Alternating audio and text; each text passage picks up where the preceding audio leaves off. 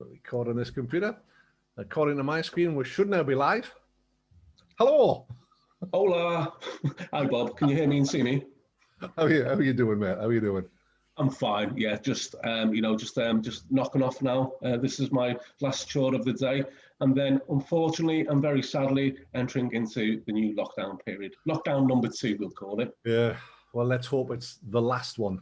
It's so many questions that come from it, and we're not in the legislation, but there's going to be an exception list, and it's a minefield, isn't it? I mean, it really is. It is a minefield, and I think what I've seen of late or today, and certainly yesterday, is some instructors and trying to find little loopholes and within the legislation. Yeah.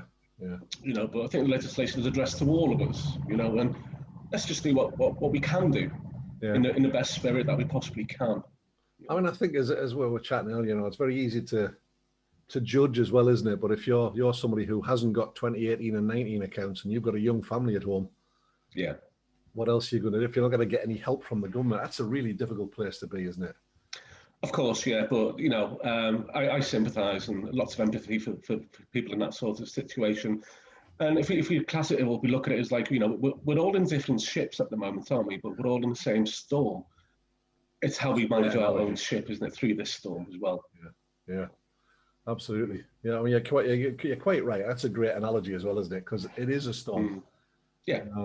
Especially if you're brand new to the industry, you're sitting there on a pink badge and you've got no previous accounts, and it's just this was not the year to start on a pink license, was it? But certainly not. No. And as we keep hearing the word unprecedented being bantered around, it certainly is one of those years, isn't it? And you couldn't have forecast this. No.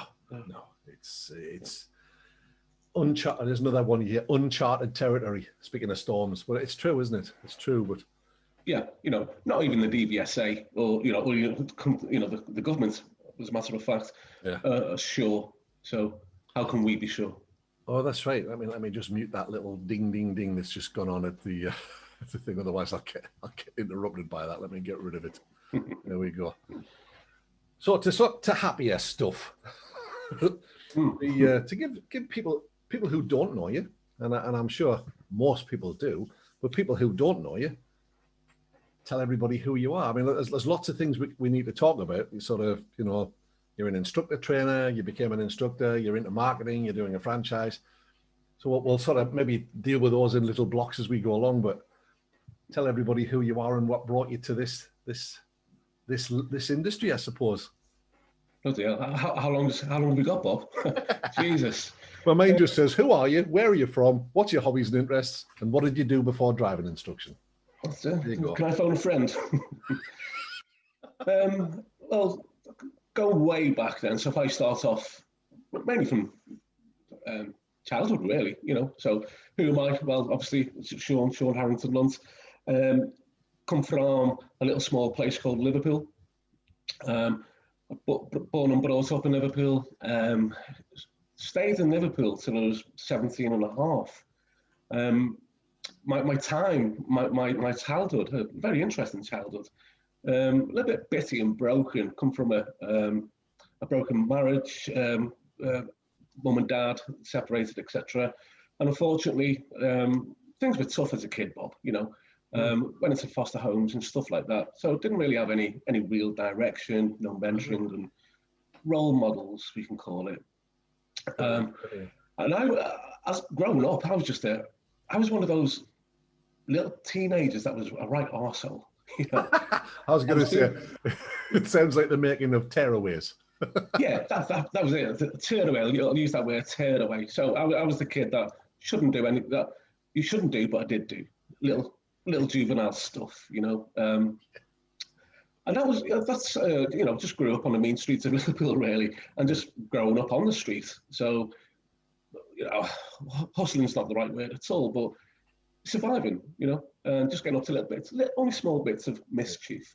But that was my childhood. That's how I grew up, I think it's kind of labelled as the university of life, isn't it? Yeah, exactly. Yeah. So, just grew up in that environment. Friends or mates was the same. And that was my circle, and then started getting through life towards me later part of my teens, well, 17 really, and I was on one of those typical scheme jobs. I already went to school, always bunked off or sagged off from school. My school attendance record was zero, basically. I was too busy having a good time around town and, hustling and playing pool in the arcades and, just getting things like, hope this isn't going to the police, Bob, is it? Just don't admit to any detail. I know, but just finding copper and lead and melting it and weighing it in and stuff like that. That's how I grew up, really, Yeah. And I got to a stage where a lot of my friends were just getting worse, And someone had a chat with me. It's my social worker. Had a chat with me. And he said, why don't you do something with your life? Because you're just going to follow the same direction as your friends. And, they're not taking the right route at all. And he suggested joining the army. So, I was only 17. And I thought, the army, bloody hell, I won't stand the army, I won't discipline, bloody hate it, Bob. Being told what to do. Yeah, because I was a bit of a free spirit. Yeah. So anyway, sort of like that conversation, and it was literally right there, right then. Next door was the Army Careers Office. Right. And so literally walked out the cafe and next door into the Army Careers Office. Signed up right there, right then. And that was it. 3 months later, I was in where was I? In Yorkshire, in a place called Catterick, doing my basic training. Right. Yeah. And I loved it. I thought, bloody hell, smoke, etc. This, that, and the other. I'm so unfit. But I found that because I think because I was always on the streets and running and stuff like that, from gangs. I found that I was quite fit when I joined the army. One of the fittest in my intake. Right. So that was my teen years, really. Ended up joining the army.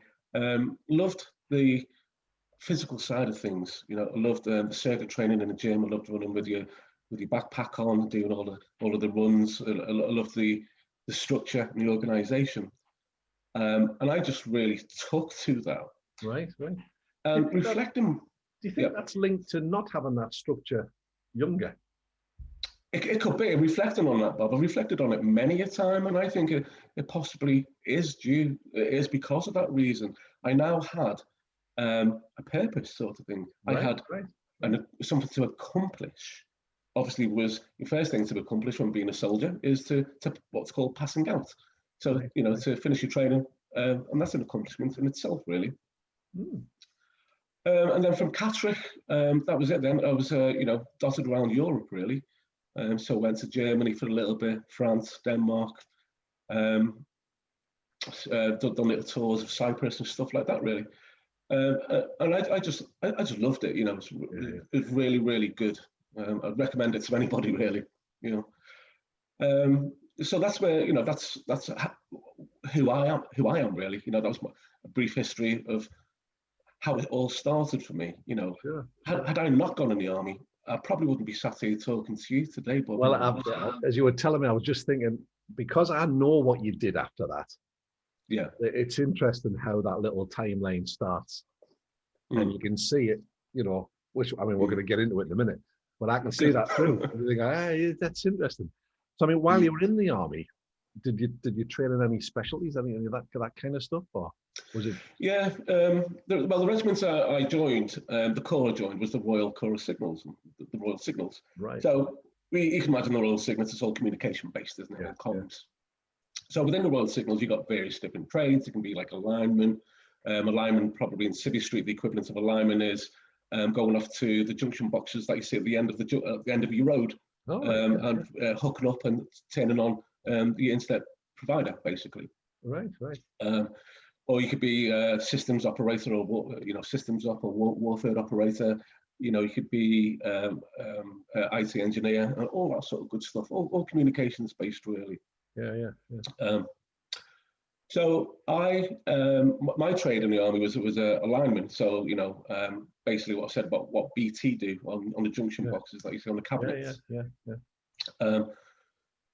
That's you know, I've done my trade training, and that's when I went off and done a few tours here and there. Yeah. But it was some time, probably around about the 6 year mark.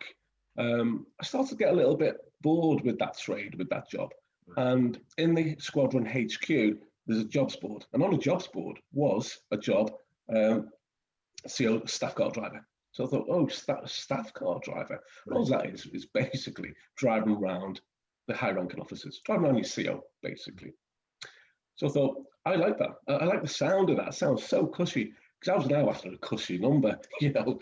And I'd always had an interest in driving anyway.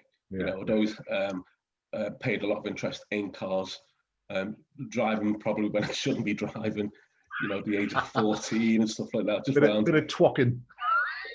Well, you know,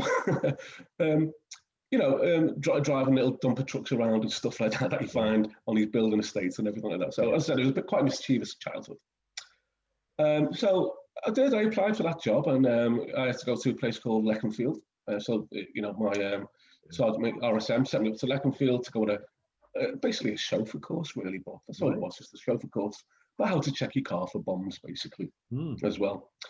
And that's where I suppose my love of driving kicked off. That was the spark for it, really. So did you, when you came out of the army, did you go straight to ADI training, or?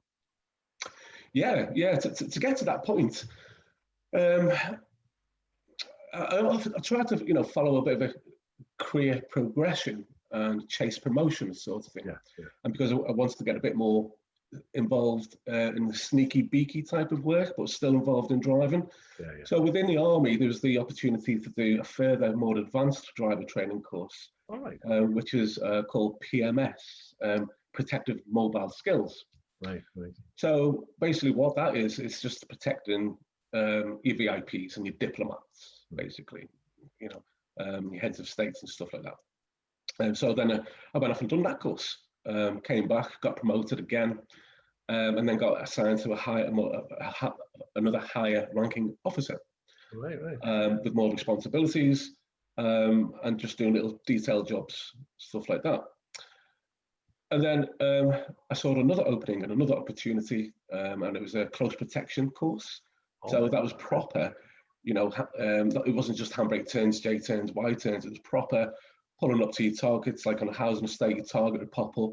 You'd have your little pistol, brown and pistol, blat away, you know, putting down your target, scooting off again, you know, accelerating away again, doing the handbrake turn at the end of the cul-de-sac.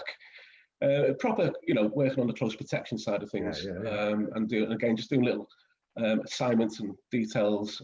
For example, so I was joined the escort for Princess Margaret. I've driven Secretary of Defence, and just, you know, little jobs like that, really. And that was really interesting because you're working at a different level, especially from a security threat point of view. So then it was time for me to come out the army. And I'd always thought, well, what am I going to do when I come out the army? And I had to sort of like, I was at a crossroads, and I thought, well, I can either get out and go and work for like BT, for example, and go back into my old trade, or I could pursue a driver training career. Right.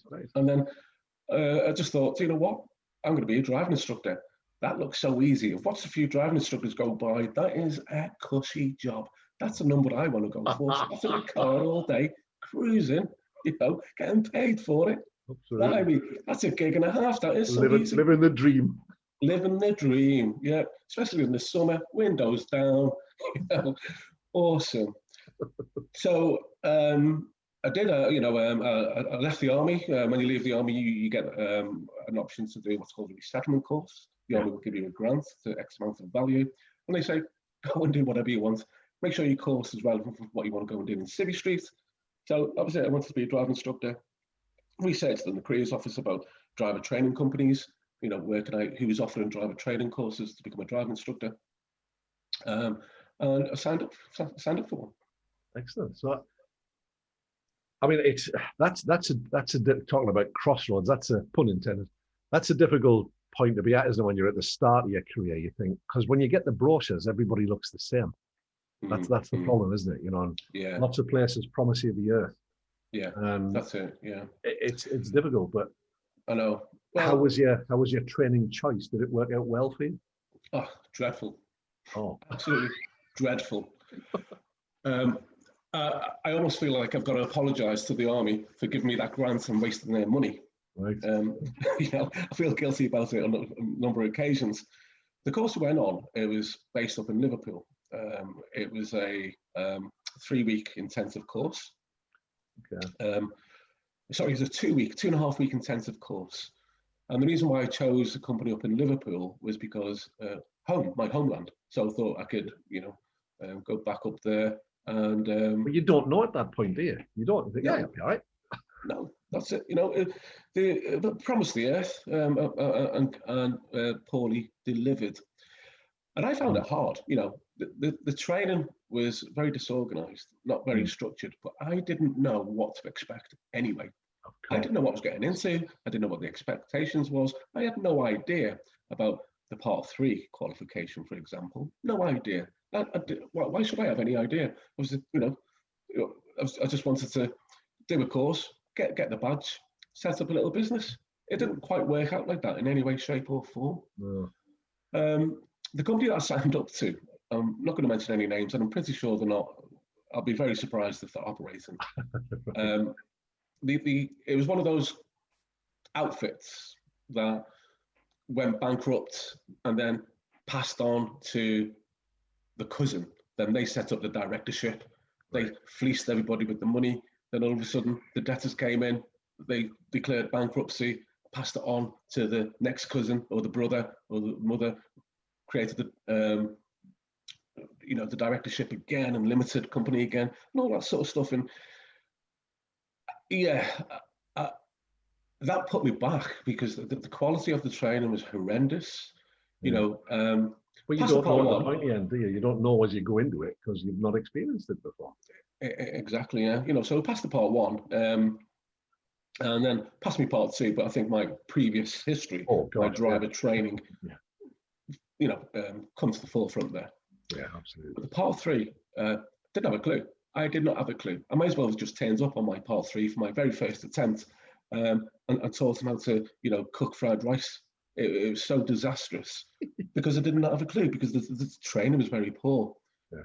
And I was on my third attempt, and I thought this is quite serious now because during this period of me leaving the army to where I'm currently at the moment with my final Part 3, established a relationship. I had a baby boy, so the responsibilities are completely changed. Yeah. I had some responsibilities now. So training license at this point, I take it. Yeah, I was on a trainee license, but again, my trainer, for love nor money, hardly ever saw him. So very aloof and elusive. I think I had more chance of finding, Lord Luton. Is it Lord Luton? Yeah, Lord Luton. Yeah. Yeah, Lord. Yeah. So it's just a mixed bag of a nightmare, really. We might be showing our age there, with a Lord Lucan reference. People are going to have to Google that. I know, yeah. Sorry, I couldn't cross you there. Luckily for me, somebody put me in touch with a trainer in Southampton because I now live in Andover. Right. So I left the army and established myself in Andover. So luckily enough, somebody put me in touch with an ex-examiner. He was an SC in Southampton. His name was Jerry, and he's a brilliant guy, absolutely brilliant. And he just basically ripped me apart and then rebuilt me again. Yeah. And then, he just said, right, now go for it. So as with every PDI, because we've been in their shoes, I was petrified, literally petrified. Final attempt, a lot of pressure. But fortunately enough, got through. Yeah. So, I think there's that little moment, isn't there, when you see PDIs that have really struggled, and then you show them what it's meant to look like, and they go, "Oh, all right, right, okay." Firstly, it's not as complicated as I thought it was, and secondly, the training I've had is pants. Yeah, that's it. Yeah, but it does take a bit of a while for us to get the PDI to that stage. It's not an overnight thing. We've got to show them that there is a framework to all of this. Yeah. Absolutely, You know. absolutely. So, did you then set up on your own after you qualified, or? Yeah, I set up on my own. Yeah, I left my trainer. Um, he offered me the world, this, that, and the other, but I declined because I was still, still new to the job. But I thought I could set up on my own and make a good go at it because a bit maverick, shall I say, but confident but scared. Yeah, sure. So I bought a little car, put my roof box on top, just Shaun's driving school, and put a little ad out. And then lo and behold, the leads started coming in, and only had to advertise once, and then before I knew it, my diary was full. The market back then wasn't as buoyant as what it is now. No. But I suppose if you're doing a good job and you're providing value and you're being successful and getting your candidates to be successful and producing good quality drivers, then your reputation and recommendations start getting around, coming in. Absolutely, absolutely. I'm sure we'll talk a little bit more about that when we come to some of the later stuff. I can't wait. So what took you from that to deciding I'm going to train people? Okay, there's from there there's a massive gap, but I'm going to jump over. But Okay. I'm sure we'll come back to fill that in a moment. Okay. To train people, well, I always revert back to my training as a PDI, as an ADI, sorry, and my experience. And I found that people was getting ripped off, and this company was doing a very disjustice of service. Yeah. Just fleecing people, basically. So do you think it's that motivated you to think, well, I can do a better job than that? Exactly that, Bob. Yeah, I'll try to do a better job than that. So it's putting something right that was very wrong. And I hate seeing people hurt, upset, outdone by. That's another theme we're going to come back to, isn't it? So, after a while of me practicing my craft, I suppose a teacher is always within me as well. That's one of my traits. An educator, because I did teach in college for a very short period of time. I went through getting me necessary qualifications, your petals, kettles and dettles, as it was back then. Yeah. It's now AET, CET and DET. Yes, yeah. I'll just trust you, Bob. I think you're right on that one. Yeah. And then, came back, because I left the game for a while, came back into it and started training. That's when I started training, really. Because it was always one of those scratches that I couldn't quite itch in the back of my mind, thinking, I'm sure I could do a half decent job better than what I received in my training. I'll give it a go. Yeah. And that's how it all started, really. Wanting to help people, really.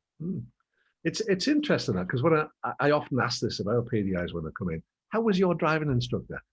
Nobody seemed to have an ordinary driving instructor. They're either brilliant or rubbish. It's that motivates them. And I suppose we should probably clarify for people that petals, kettles, and dettles are adult teaching qualifications. So it's now the award in education and training, the certificate in education and training, the diploma in education and training. Just in case anybody was wondering about all the letters we were banding about it. So you've become an instructor. You've gone through the teacher training route. So you're now a qualified adult teacher. Is that the next step from that, then training ADIs, or were they at the same time? Well, I wasn't considering that at that time because I was on a different career path. Right. So, left the army, done my ADI training as part of my army resettlement course. Yeah. Training was crap. Luckily enough, passed me part 3 by a tremendous guy in Southampton called Jerry. Started up Shaun's driving school. Now, the most bizarre thing about this is that as the internet was just growing, I was teaching one guy, and he ran out of funds. He had no money for his driving lessons, so I dropped him off at the end of the lesson and said, "Right, buddy, that's 3 lessons you owe me for now. Cross my palm, sort of thing." And his dad came out of the front door as well as I pulled up, obviously waiting for me. He said, Shaun, I'm really sorry. I've been made redundant. I've got no money. We will make this up to you. I understand if you don't want to teach my son anymore. I'm like, well, let's look at that as the last solution. I don't really want to do that. Your son's getting on really great. And just out of the blue, he said, will you accept a computer as part of payment? And a computer, bloody hell, what's one of them? So I said, yeah, hell yeah. So he went back in, came out with this beast of a machine. We're going back to the 1997 era sort of thing. It just occurred to me. So if you were to post a question on one of the Facebook groups saying, yeah, I've got this pupil, they've run out of money, they've got no to pay me with, but they've offered me a computer, what sort of responses do you think you'd get? Oh, I know, yeah. Oh, people like, they got a ghost as well. So that's a leap of faith then. So I'm assuming you accepted. Yeah, it took it on, I thought, computer, brilliant, God, that's got to be worth at least 500 quid, So anyway, took it home, got home, powered it up, because he gave me a monitor as well. It was a beast of a monitor, back then it was like this deep. The 2-man lift. Yeah, so powered it up, and, over the next few weeks, little things kept going wrong with it. So there wasn't much on the market then in reference to do with computer books and all that sort of stuff. So me being me, I just opened it up. Took the lid off, yeah. Took the lid off and what is this, and then just started taking it apart. And then thought, it could be this part here. So which is the graphics card. So I ordered a new graphics card, and in it came, plugged it in, boom, it worked perfectly. But then over time, it kept breaking, kept going slower. I needed upgrades, more memory, bigger hard drive. So I kept just upgrading it. And then I heard about websites. So I heard about websites, right? And then I thought, I'm going to build my own website. So after one of my lessons, knocked off for the weekend, powered up my computer, had a look to see what I had to use to build a website. And back then, it was more or less, Notepad and all HTML and stuff like that. Yeah, websites back in the 90s were nasty, Yeah. Oh, God, yeah. Money. Yeah, exactly, yeah. So I bought Adobe Photoshop and another little web design program called Dreamweaver, version 1, I think it was. Wow. And I just built a website. Got a picture of my car, banged it on, bit of text, etc. On a driving lesson, I mentioned it to one of the guys that I was teaching. This little geeky, nerdy type geezer. He's a great lad, really great. And the next lesson, he said, I've shown your website to my boss, and he really likes it. And he's asked, can you make one for their company? Wow. So me being unknown then, I didn't know, I was more quite entrepreneurial. A light bulb moment came on. So, there's money to be made in this. Yeah. And this is when the internet was growing, a big boom was coming on. So I was like, of course I can, I'll do that. Quaking inside, not knowing what we're going to do, and this, that, and the other. So I went to my local college and I said, do you do any web design courses? And basically they're like, what's that? Basically, sort of thing. And they said, no, sorry, no, we're not that into that just yet. It's not on the curriculum. So I went home, and a second light bulb moment came on, So I phoned up the college. I said, right, hi, my name's Shaun from A1 Internet Designs. Just made up a company within that half an hour sort of thing, Would you be interested in me delivering evening classes in web design and multimedia? And they jumped at the chance. We said, we've got no one doing that. We'd love it. Can you do computer hardware and stuff like that as well as an evening class? Of course I can. Of course I can. So after that conversation, went in, I had an interview with them, and they said, right, can you do Mondays and Wednesdays, computer network and design sort of thing, and can you do Tuesdays and Thursdays, web design, multimedia? Of course I can. All right, cool. Have you got schema work? Schema work, what's one of them? Can you, and they said, well, have you got any material? Of course I have. Yeah, they said, good. We want it probably around about a 14-week course, please, a term time sort of thing. So locked myself away in my little office at home, and quickly wrote a few schemes of works and a few, course programs for those particular subjects. threw it over to the college, and they just rang me up. When can you start? We're desperate for this. So that's how my IT came into it. Obviously, I had some IT within the signals anyway, but that's how it. Sure. But it's interesting. For those who are lower than a certain age, back then there was no Google, there was none of that. There was no books written on the thing because nobody knew about it. So it was dark arts, really, wasn't it? It was, yeah. I mean, I remember like being on the internet, on the switch from bulletin boards to the internet. It was just this weird, wacky world. Yeah. Back then it was that horrible crackling noise of your modem kicking in, the dial-up, and as I said, a lot of it was done in Notepad, so we had to learn HTML, we had to learn like JavaScript and stuff like that. And there wasn't many books out there on that, there at that particular time. So I was just learning, flying by the seat of my pants. And people would be amazed, at these night classes that was delivered in, like, say, website design. I'd be like, right, what we're going to do now, I'm going to show you how to make a little ticker tape go across the screen that says, hello, world, and just a little tick thing going across. And they done it, and they viewed it, and they're like, wow, that's amazing. I think it's just something as simple as that, a scroll going through, and how it's come on now, completely different. Well, if you want to know anything now, you just Google it. Yeah, that's it. Yeah. There, but this was the world before that was even possible, and it's not that long ago. Yeah, I know. So from there, the college that I was working at was in a bit of disarray. Struggling to get funding and this, that, and the other. And staff were leaving left, right, and centre. So they asked me, would I go full time? And I was like, well, what subjects? And they said, will you do IT and computing, doing the MVQs, the BTEC first diplomas, and the BTEC nationals?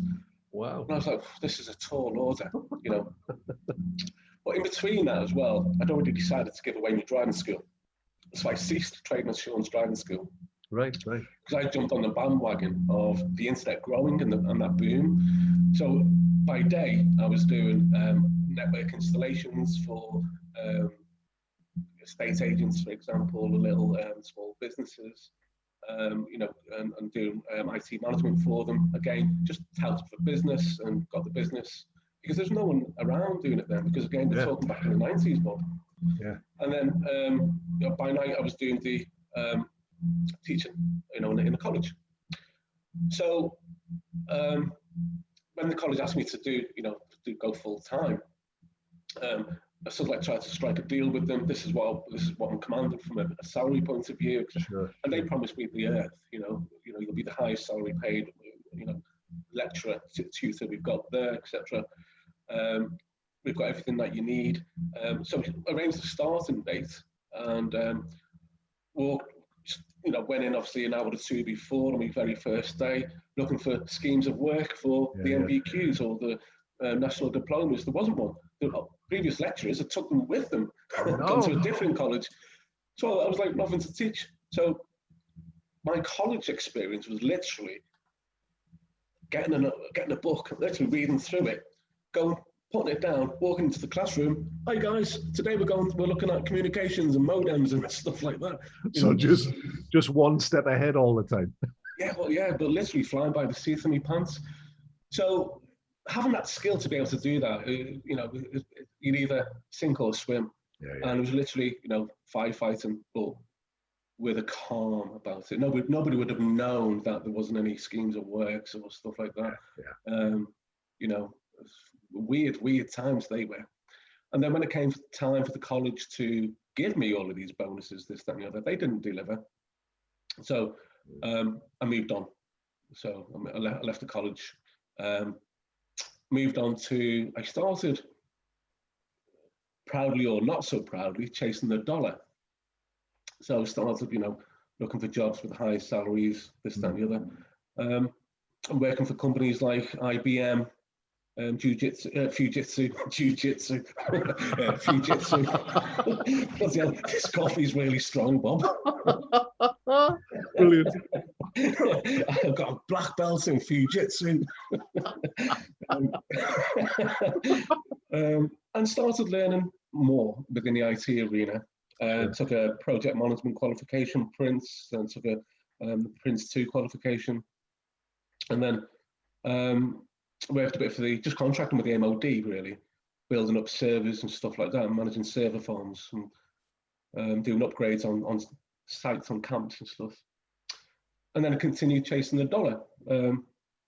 I moved to an internet service provider as the web development manager. And that's when I was managing, my clients back then was Everton Football Club, for example, right. The FSB, Federation of Small Businesses, and stuff like that. So that was an interesting time. So, managing a team of developers and web graphic guys and designers and project managing all of that, working liaison with sales. And yeah, so again, just learning as I go. I wasn't fazed by anything, probably through stupidity more than anything, but it's all life experience, I suppose. It is. Well, I suppose there's messages there for people who would choose to see them as well, that, sometimes you've just got to grasp the nettle, haven't you? Sometimes you've just got to go, why not? Let me do it. And I suppose that's where I learned my marketing skills really as well, because that's where I came into social media marketing, and just researching, watching, listening, reading, practicing, seeing what works, what doesn't work, what other people do, and how can I better that, and then just continually skilling myself up all of the time as I go through my journey in life. Yeah. So then there's the re-entry into the ADI world in terms of marketing. So what was that all about? That's a bit of a departure. Maybe. My last job before I came back into becoming a driving instructor, again, was more social media and marketing, and I was working for Red Bull and senior project manager for Red Bull, and the design and marketing department. And it got to me, I had to go to Austria twice a week. And then I had a massive big territory, so Mexico and the whole of Northern Europe, basically, as well. And commuting like that. I was going to say, it sounds glamorous. Was it? It sounds glamorous. Yeah, commuting like that, it can only have a certain lifetime frame. If you commute like that constantly, it's going to kill you. Wear you out. And I was getting to that stage where a lot of pressure, fantastically paid job, a lot of pressure because I was managing teams around, Europe and stuff like that, having board meetings with different directors here and there in different territories, and getting everything, working on risk basically. And why this project late? Why is this launch late? Why is this product late? Why is this campaign late? And and stuff like that.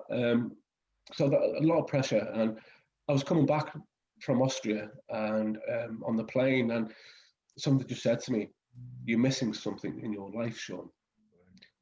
And it was, God, I got a little lump in my throat when I said that. Right. But a little epiphany. Something niggling away. I mean, again, it's one of those scratches that I just couldn't quite itch again. Yeah. And it was like, go back to being a driving instructor. So as soon as I landed at Heathrow, on a drive home, I was thinking, I'm going to do this. I'm going to resign on Monday, So the weekend was a letter of resignation, and then handed it in, and then made a decision right then on the drive back from Heathrow on a Friday night, to go back to your roots, go back to where your career when you left the army first started, because that's where my love and my passion was. Right. Yeah, I have all of these life skills. I don't know when I'm going to use them again. And I didn't use them again for about 3 or 4 years, Bob, when I got back into marketing, because what happened there, handed my resignation in, I had to work a 3-month notice. But in the background, while I was working my notice, I was working on my website and a bit of marketing for myself. So when I left the company I was working for, I could hit the ground running. What did your mates and your close friends say to you at that point? You're going to do what? Yeah, are you nuts? That's it. Yeah, are you crazy? You've got this glamorous lifestyle, this job, etc., etc. But they only see or they only hear things like where they've been, what hotel I've stayed in. I was in 5-star hotels, Bob. This, that, and other. But you don't really see anything at all. You don't see the country. I was flying in, early morning, going into their offices, working through, coming out of their office when it's dark, ferrying or shuttling back to the next airport, and moving on. As I said, that that commute is horrendous. Mm. And, you know, I can get home and the boys would say, you know, we'll go for a pint. And where have you been? I haven't seen you for a week or 2 weeks. I was in Mexico, or, you know, I was in Switzerland. Oh, getting skiing done. Did I? Heck is like. Yeah. I saw the inside of a hotel and the inside of a conference room. That's exactly it. That's it. Yeah, because you get back to the hotel and you're doing your notes up again. You're doing your risk management reports and all that sort of stuff, and your project management reports and that. So yeah, left it and then started up Shaun's driving school again. Wow. I was quite fortunate that as soon as I told a few people, the leads came in. Oh, you taught so and so, or you taught my son, or you taught my daughter. You know, and that's because that's how many years gap there was, sort of thing. Right, you know. right. I mean, I know you've gone back to it, and I know you'd make a success of it, but did it bring you what you wanted it to bring you? It did. From a percentage point of view, you know, being 100% being 100% satisfied and happy from job satisfaction, I'd say it brought me 80%. That's because I was doing what I had a passion for. Thinking back to my childhood, I had an interest and passion for cars. I was in the army. I engineered my direction into that way, doing, you know, staff car, close protection mobile skills, and all that sort of stuff. Left, pursued that, and then took a break from it. So in a way, it was always there, but not at the forefront because I was busy doing other things. And you know, so yeah, started up Shaun's driving school, and I still wasn't complete, and that's where the driver training came in. You know, because I was still, you know, annoyed about your training, my training, and I thought I want to do something here. So I taught a few people in where I live, in Andover, how to become a driving instructor. Talk about 4 or 5, you know, people are dotted around, and they've now got their very own successful businesses. And I've done that under my own brand, umbrella, Shaun's Driving School. And people used to say to me, "Aren't you crazy? You know, training up people and just putting them out there to become independent? Aren't you training your competition? Aren't they your competition?" But I was so obnoxious, Bob. I'd be like, "Oh, they're no competition to me. You know, blah blah blah. I'm good at marketing. I'm good at this. You know." But guess what happened? Lo and behold, they are my competition. And I've got to think twice. You know, I've now got to work twice as hard to get people's now. Not only that, a well-trained competition. Exactly. Yeah, exactly. But fair play to them. You know, they're all running to this day and being very, very successful. And I take my hat off to them and congratulate them for where they've got themselves to. So that's when my training came in. You know, I thought, well, you know what? I'm not getting any younger. Why not start a little training company and a little franchise? And then I realised my marketing hat came, and I thought, well, I can't really establish. Yeah, I was going to ask you, is that when the return to marketing came? That's it, yeah. So I can't really grow to 10, 20, 30, 40, 50 instructors under Shaun's driving school. That name just doesn't cut it. So I just rebranded myself, Bob. You know, got a new name, rebranded, you know, new roof box, new website. And then, you know, advertised, you know, a bit of driver training, you know, train to become a driving instructor, you know, best life in the world, give you everything, earn 50K. Oh, obviously I wasn't doing that because that was one of my marry a supermodel. That's it, yeah. Have Monday to Sunday off. That's it. You know, live the dream. So I had to get, you know, I had to become credible. Get some credibility behind me. So I went off and done my audit. Which then, in my mind's eye, you know, there's always the arguments on Facebook, isn't it, between instructors, do you need to be audit, you know? But that in itself just gave me that little bit of peace of mind and credibility. It is credibility, isn't it? It's you know, it's a recognised brand. Whether it makes you a better trainer or not, but it is credibility. Sure. yeah, you know. And then I've been very fortunate, but I've been very lucky, you know, along my journey here. And I'm not religious in any way, but thank you, you know, I'm upstairs, you know, and it's just carried on and continued progressing that way. But it literally is down to hard work as well. I was going to say, when you say, look, yeah, it reminds me of a story. I can't remember who the golfer was. I think it was Gary Player. And he, on a par 3, struck the ball, went in the hole. And as he's walking to pick it out, the guy says to him, "You lucky git." He went, "Yeah, it's funny that. Harder I work, the luckier I get." That's very true, Bob. You know, so you do make a lot, you know, you've got to be in the right place at the right time, but it's about taking the opportunity, but then working hard. It doesn't just happen. You know, it's the, in between all those steps in there, there'll have been a ton of hard work. I know. And I was also building up Superdrive Academy. I'm not trying to plug that, but I was also building up that. And I also saw other things that ADIs needed help with. And that was marketing. Yeah. So I thought, you know what? I could help here, you know, not make money. There's been a lot of distrust, mistrust. A lot of ADIs have sort of looked at that kind of thing, and then through the experiences that others have had, no names, no packers, but the experiences others have had, it's kind of soured it. So it's, and I know because we've chatted about it before, that's one of the reasons that you came into it, because you saw somebody doing a very bad job of it. Yeah.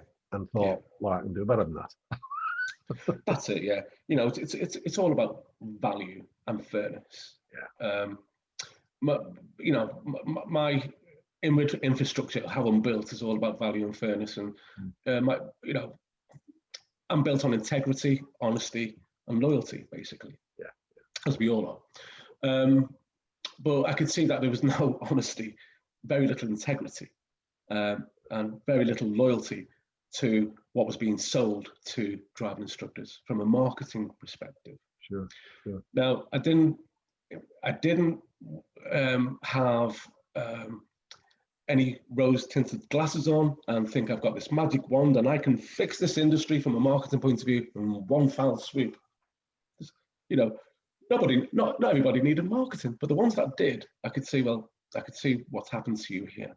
Yeah. You know, and I put a lot of hours in with some of these people who I didn't charge for because they'd already paid 4, 5, even 10 times the amount that they should have been charged for, and left with very little. Yeah. You know, and I suppose that's how my reputation became about within the driving instructor world, through marketing. Yeah. Because I helped somebody, you know, and I helped 1 or 2 other people, and then I thought, well, I better put a small charge on this, you know, because it is a bit of a speciality. Not everybody needs marketing, and I'd always go above and beyond anyway. You know, if I was doing a driving lesson and I'd be charging £35 for the hour, I'd probably give you an hour and a half. So it's what's built your reputation, isn't it? It's why you're more highly regarded widely, you know, because of that. And integrity is the thing, isn't it? It's, you know, it's sadly lacking in some people. Yeah. So now you're an instructor trainer, you've got the franchise, you've got the marketing thing now. Does that give you the 100% now? I am putting to bed the marketing side of things because of time. Right. And because my bare bone love and passion is the driving instructor training industry. So that's where my priorities are there, my passion is there, and my loyalty is there. Those other things have just been areas in my life that I've managed to pick up and maybe be a little bit good at, and to help people. But now I'm helping people in a different way, which is my number 1 desire and passion. I mean, obviously, we're both involved with franchises.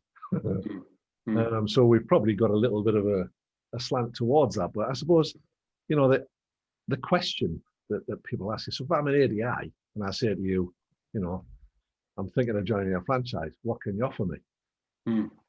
Which is the reverse journey, because mostly the sort of things that you hear is, oh, well, you should become an indie. If you're not an independent, there's something wrong with you. Yeah. We'll always get that banter when we're back and forth. You know, don't go indie. You know, go indie. Don't join a franchise. We've got to look at it both sides of the story, and it really depends on your own circumstances Okay. What can a franchise offer you? Well, it can offer you many things. So, for example, let's reel off a few things. joining a franchise, providing you join the right franchise, you're going to get that motivated management sort of thing. So that, if you join a good team, that can motivate you and inspire you within just that franchise that you actually join. It's no good joining a franchise if you're not getting any lead, steering, or direction or support, and certainly getting no value from it. Yeah. Another benefit of joining a franchise could also be reducing your risk, for example. Yeah. So, ready-made model, the proven track record, that sort of stuff. Yeah. Some of the cornerstones of a successful business are sales and marketing, and other aspects that go to that. So why try and create your own model when you can piggyback and join and use somebody else's successful model, providing the morals and the integrity are right behind all of that, and you benefit. Yeah. It's not the franchise model or the franchisor that has all of the benefits. It's got to be a two-way process. I've got to make sure members of my team are getting value. They're enjoying themselves. They're looked after. Innovation. You could join a franchise model because of the innovation it provides. Moving with the times. Always on it. Always on that ahead of the curve. Yeah. I'm always got me used to the ground. Who's doing training? What can I send my guys on? How can I improve their performance? How can I give them that job satisfaction? Can I now send some of my guys on a trainer? Can I upskill them? They can provide more value, more job satisfaction. So improving the valuation as well, not just of me or my business, improving their valuation too. Well, the business is only as good as the people in it, isn't it? Really? Yeah, definitely. Yeah. We kind of take the same line. Our aim is to get people qualified and then to develop a long-term relationship with them. So that, again, like you say, because then if there's one side benefiting more than the other, they're not going to stick around. They're just not. No. Why would you? Not. It's. Of course, yeah. Equality and fairness is all about my morals as well. So for example, the last lockdown, straight away in March, I cancelled all franchise fees straight away. And then when we did come back again, probably the beginning of July, wasn't it? My memory serves me right. Yeah. I gave all the team an extra 4 weeks. Say, right, I don't want any franchise fees. Get yourself up and running. Get yourself food in the cupboards and dinner on the table.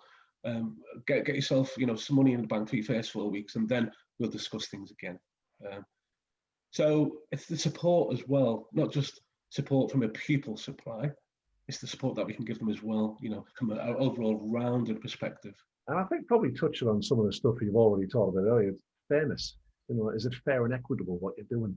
And if people can look at it and think, well, it is, then they're going to live with it, aren't they? They're going to think, yeah, all right, then, okay. Yeah. So it's, how long's the franchise been going now? Just coming closing up to year 2. Cool. So yeah, as a proper franchise, just closing up to year 2 now.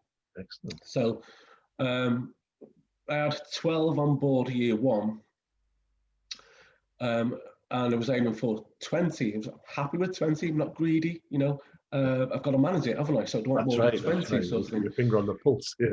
Yeah, absolutely. Spread myself too thinly. My quality service is going to be diluted. Unless I start promotion internally, So by year 2, I said maybe be happy with 15 by year 2, and year 3 20. But by year 2, so I say just closing up to year 2 now, 17. So excellent. Could have had more, but obviously the 3 months lockdown, etc. Yeah. But I'm not going hell for leather, Harry. I want a life ball, basically. Well, balance as ever, isn't it? I could use my marketing background and I could expand. I could go to 20 year 2. I could even then go to 40 year 3 if I wanted to do, because I could easily double up on my output. I could bring in 2 trainers, or I could do internal training and bring in an external trainer, bring them in, do my marketing, and then get them to train and output PDIs and ADIs for me under the umbrella. So I could easily double up on my output. 20 can turn into 40 quite easily. But I want to enjoy life a little bit. Well, that's the thing. But then you're back to the work ethic that had you in hotels abroad. So it's exactly. There's no gain, is there? It's not good going through life if you don't learn. you know. So, you know, but yeah, you know, if anybody wants to talk to me about how to expand their business and how to grow, get some growth into their business, and feel free to touch base with me, and I'll gladly give you a call and, you know, help you in the right direction. Do what I can for you. You know, as long as it don't take up too much of your time. No such thing as a free lunch. That's it, yeah. No, Yeah. you know, it's dipping into that expertise. I mean, that's just been. I mean, I knew bits of it. It's just been fascinating to look at how that's all developed. Yeah. So as you Yeah. sit at your desk now, how much of all of those different areas of your life come into play each day, do you think? So I'll tell you right now, today, every single aspect of it, Bob. Or even Every single aspect. scallywag Even my scallywag is because I've learned how to hustle, you know. right? I didn't go to school very well. I didn't go to college, and I certainly didn't go to university. So, you know, my childhood was like always being that middleman, get and pass on and make a profit sort of thing. Right, You know? right. So, regardless what it would be, you know, even if it's like little mopeds, cars, something like that, you know, stereos, car stereos, stuff like that. Not stolen just because I'm from Liverpool, by the way, proper genuine ones. You know, stuff like that. So that has planted its seed within itself there. Then determination, the drive to not quit, obviously from my army experience sort of thing, and the discipline. And then obviously my skill set, the driver training aspect from the armed forces, again, that plays a very important role, doesn't it? Then my qualifications through the petals, kettles, kettles, whatever they're called nowadays. Yeah. That, you know, I now know how to do micro teaching, for example. And I know how to set up a lesson, how to set out learning goals and learning outcomes, key learning points. I found when I did that, it brought a different structure to what I did. I think when I did the details, I understood the structure of lessons better than I did as an ADI, I think. And that could have just been a hole in my training when I qualified, but it just helped me to understand a bit better, I think. It's just different perspective, isn't it? Yeah, and you're absolutely spot on, because that structure is very important. It's like a driving lesson, isn't it? A driving lesson needs structure. Without structure, how can we evaluate things properly? Well, you know? Without structure, we're school of mum and dad, aren't we? Yeah, absolutely. Yeah, absolutely. Yeah. So, you know, those that working in the college and delivering the BTECs, etc., has played a valuable part to where I am today. Doing my project management qualifications and my marketing and social media campaigns that I've been doing for the companies when I was flying, jet setting around. Vast knowledge there, you know. So, you know, I can, you know, help people with. I suppose that's one of the reasons why my business has grown so quickly, because I know how to generate leads. I know how to use Facebook marketing campaigns. I know how to do Instagram. As I said earlier on, I've been very lucky, Bob, you know. Well, again, it's back to the hard work thing. And I think, you know, it's your business has grown because you're credible and believable. And you deliver.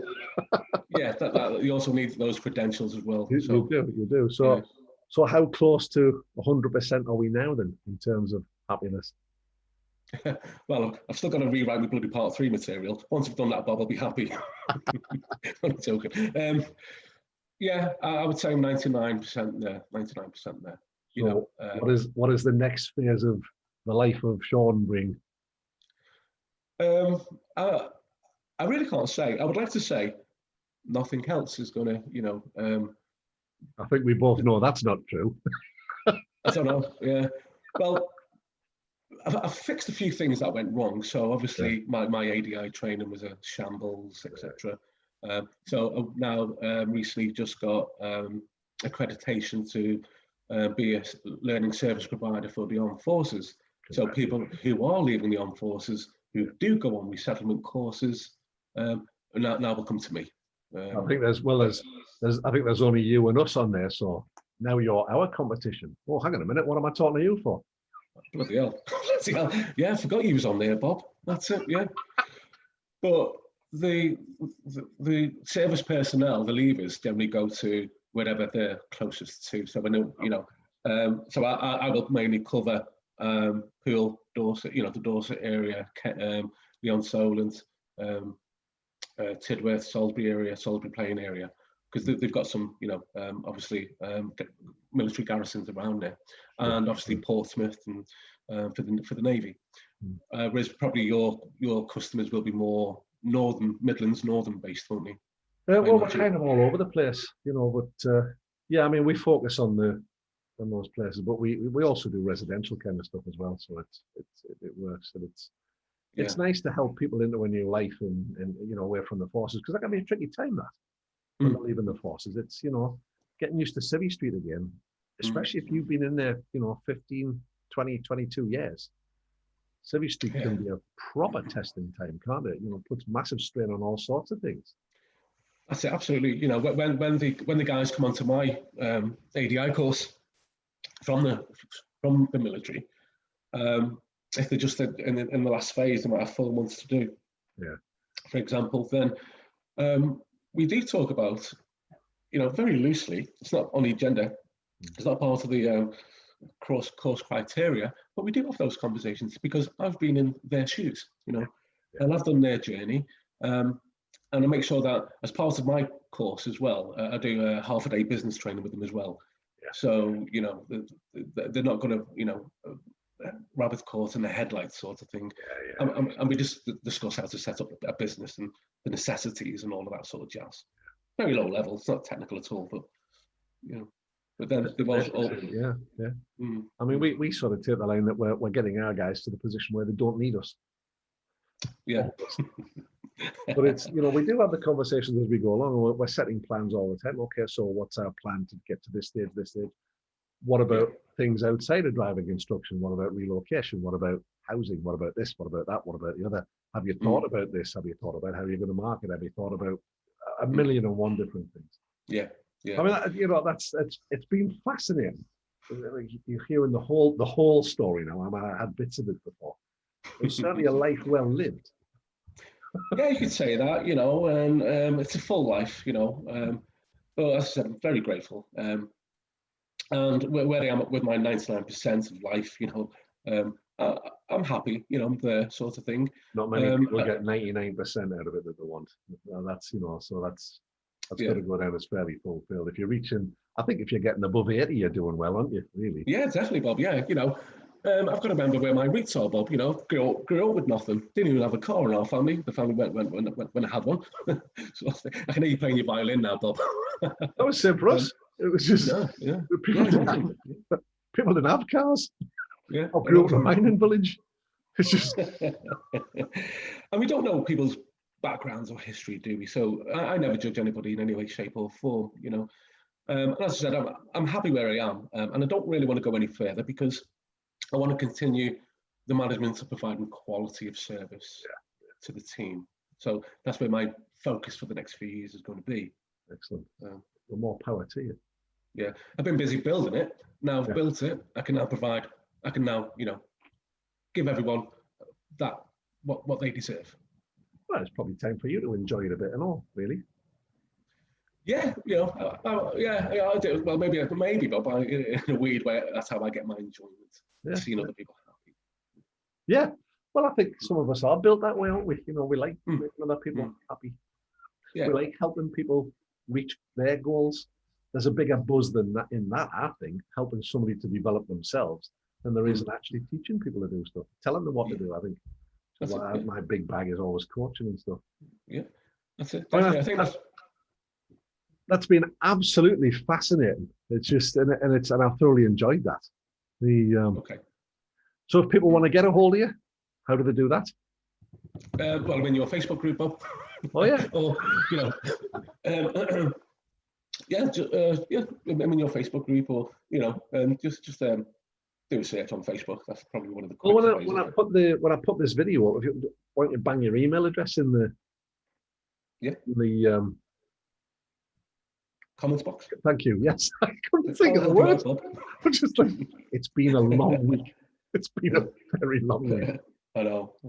Well, thank you for giving me, thanks for the invite, and thank you for giving me the time to share my experiences. Got a little bit personal along the way there. Hopefully, people won't do any judge me on any things there. I think it's been. You can see how genuine it is and how real it is, and I think it's lovely that it touched you a little bit as you were recounting it. I think that's, it's nice. And I think, certainly as I've sat here, I've kind of bought into it now. I was wanting to hear the next chapter all the time. So sorry if I pushed a little bit. I wouldn't. Then what happened? That's fine. It's fine. But fascinating. I mean, thanks for spending the time with me. It's been an absolute blast. You're more than welcome. Been a pleasure, Bob. Absolute pleasure. And I'll let me find the stop recording button. So we'll say bye-bye for now, and people will catch up with you later. Yeah. Take care, Bob. Keep safe.